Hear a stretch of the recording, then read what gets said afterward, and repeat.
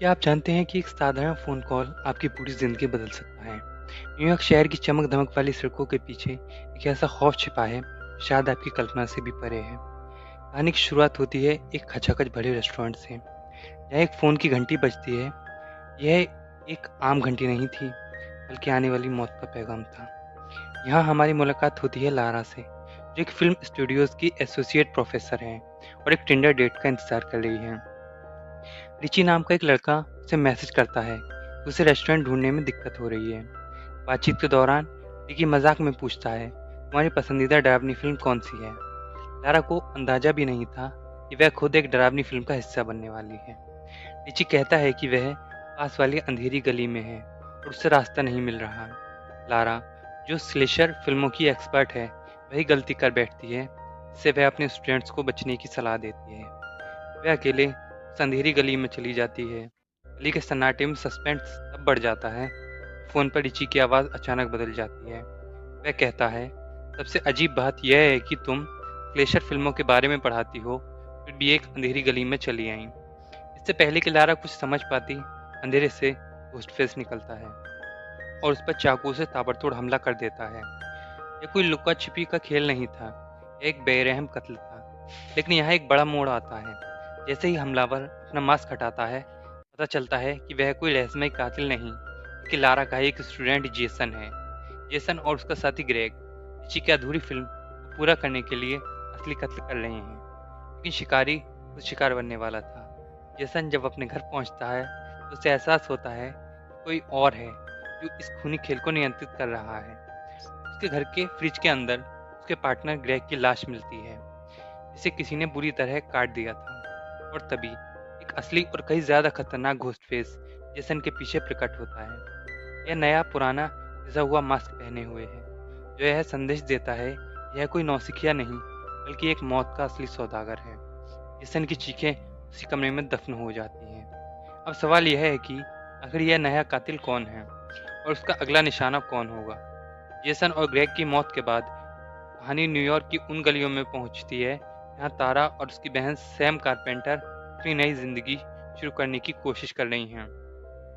वो स्पैरो के खौफनाक मंजर को पीछे छोड़ ये वे यहाँ सुरक्षित महसूस करना चाहती थीं। लेकिन उन्हें क्या पता था कि न्यूयॉर्क की भीड़ में छिपना नामुमकिन है। सैम अभी भी अपने अतीत के साए बिली लूमिस से जूझ रही है। उसे हेल्यूसिनेशन होते हैं, जहाँ उसे अपना हत्यारा पिता नजर आता है, जो उसे अपनी दरिंदगी अपनाने के लिए उकसाता है। वहीं दूसरी ओर तारा बस एक सामान्य कॉलेज लाइफ जीना चाहती है, लेकिन उनकी शांति तब भंग हो जाती है जब न्यूज़ पर जेसन और ग्रेग के कत्ल की खबर आती है। सैम को तुरंत एहसास होता है कि यह कोई इत्तेफाक नहीं है। वह तारा को लेकर सुरक्षित जगह पर जाना चाहती है, लेकिन तभी उन पर हमला होता है। एक भीड़भाड़ वाले इलाके में घोस्टफेस सरेआम उन पर हमला करने की कोशिश करता है। यहाँ हमें पता चलता है कि यह नया कातिल पहले के मुकाबले कहीं ज्यादा शातिर ताकतवर है। वह सिर्फ चाकू नहीं चलाता, बल्कि उससे शॉटगन का इस्तेमाल करने में भी कोई झिझक नहीं है, जो घोस्टफेस के इतिहास में एक बहुत ही डरावना और नया बदलाव है। एक ग्रोसरी स्टोर के अंदर का वह मंजर रोंगटे खड़े कर देने वाला है, जहाँ कातिल बेगुनाह लोगों को मारते हुए सैम और तारा का पीछा करता है। वे किसी तरह अपनी जान बचाकर भागती हैं और पुलिस के पास पहुंचती हैं। यहाँ उनकी मुलाकात डिटेक्टिव बेली से होती है, इसके पास इस केस की जिम्मेदारी है। सैम और तारा को अपनी पुरानी दोस्त विंडी और चैड का साथ मिलता है, जो अब न्यूयॉर्क में ही पढ़ रहे हैं। साथ ही पुराने किरदारों की वापसी होती है। लिबी रीड, जो अब एक एफबीआई एजेंट है, और मशहूर रिपोर्टर गेल वेदर्स। गेल ने एक नई किताब लिखी है, इससे सैम काफ़ी नाराज़ है, लेकिन अब पुरानी दुश्मनी भूलकर सबको उनके साथ आना होगा, क्योंकि यह कातिल किसी एक को नहीं, बल्कि उन सबको ख़त्म करना चाहता है जो वुड्सपैरो के उस नरसंहार से बच निकले थे। कातिल ने एक घोस्टफेस श्राइन बनाया है, एक पुरानी फिल्म थिएटर में एक म्यूजियम की तरह, जहाँ पिछली सभी फिल्मों के सबूत और मास्क रखे गए हैं।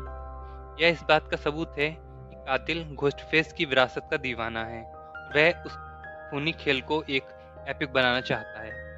कहानी का अंत उस पुराने फिल्म थिएटर में होता है। सैम, तारा और उनके दोस्त यहाँ कातिल को फंसाने के लिए इकट्ठा होते हैं, लेकिन वे खुद एक जाल में फंस जाते हैं। अचानक देर से घुसपैठ निकलता है और हमला शुरू कर देता है। विंडी और चैड पूरी तरह घायल हो जाते हैं। तभी एक नहीं, दो नहीं, बल्कि तीन घोस्टफेस एक साथ सामने आते हैं। जब कातिल अपना मास्क हटाते हैं तो सच सबको सुन्न कर देता है। कातिल कोई और नहीं बल्कि डिटेक्टिव बेली और उनके बच्चे हैं, इथन और क्वीन। वे कोई अजनबी नहीं बल्कि रिची क्रिशॉ के परिवार वाले हैं। वही रिची जिसने पिछली फिल्म में तारा और सैम को मारने की कोशिश की थी और जिसे सैम ने मार गिराया था। डिटेक्टिव बेली का मकसद सिर्फ बदला लेना था। उसने यह पूरा खेल इसलिए रचा ताकि वह अपनी आंखों के सामने सैम को मरते हुए देख सके और रिची की मौत का हिसाब चुकता कर सके। वह चाहता है कि सैम अपने अंदर की कातिल बाहर निकाले और बिली ल्यूमस की तरह व्यवहार करे ताकि दुनिया उसे एक अपराधी के रूप में याद रखे। लेकिन सैम और तारा हार मानने वालों में से नहीं थे। तारा ने अपनी बहादुरी दिखाते हुए ईथन पर हमला किया। सैम ने आखिरकार अपने पिता बिली ल्यूमस के खूनी हुनर को सही दिशा में इस्तेमाल किया। सैम ने अपने पिता का पुराना घोस्टफेस कॉस्ट्यूम पहना, डिटेक्टिव बेली को उसी के अंदाज में डराया। एक जबरदस्त लड़ाई के बाद सैम ने डिटेक्टिव बेली को मौत के घाट उतार दिया। इथन और क्वीन का भी वही अंजाम हुआ। फिल्म के अंत में सैम अपने पिता के उस पुराने मास्क को घूरती है, लेकिन फिर उसे जमीन पर फेंक देती है, यह जताते हुए वह अपनी विरासत से ऊपर उठ चुकी है। सैम और तारा एक दूसरे का हाथ थामे थिएटर से बाहर निकलती हैं। न्यूयॉर्क की सुबह की रोशनी में उन्हें एहसास होता है कि उन्होंने न केवल कातिलों को हराया है बल्कि अपने अंदर के डर पर भी जीत हासिल की है। लेकिन क्या यह वाकई अंत है? घोस्टफेस कभी पूरी तरह नहीं मरता, वह बस अगले कॉल का इंतजार करता है। पूरी फिल्म का सार यह सिर्फ एक डरावनी फिल्म नहीं है बल्कि परिवार, बदले और सर्वाइकल की एक ऐसी जंग थी जहाँ शिकारी ही शिकार बन गया। आशा है कि आपको यह मूवी एक्सप्लेनेशन पसंद आया होगा।